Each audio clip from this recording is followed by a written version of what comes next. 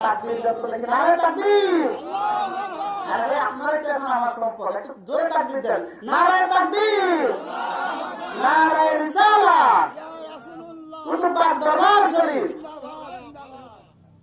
সম্মানিত ভাইরা আমার, আল্লাহ রাব্বুল আলামিন বলেন, আমি এই পৃথিবীর জমিনে রাসূলদেরকে কেন প্রেরণ করি? ওয়া মা আরসালনা মির রাসূলিন ইল্লা লিইউতা বিইজনিল্লাহ।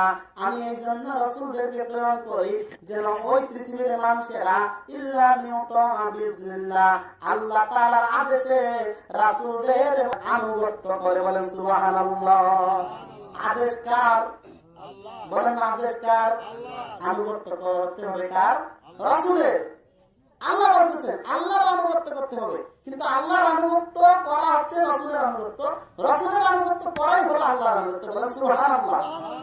এখন আসুন, ওয়ালাউ আন্নাহুম ইয যালামু আনফুসাহুম জাউকা ফাস্তাগফিরুল্লাহ ওয়াস্তাগফার লাহুমুর রাসূল লাওয়াজাদুল্লাহ তাওয়াবার রহিমা।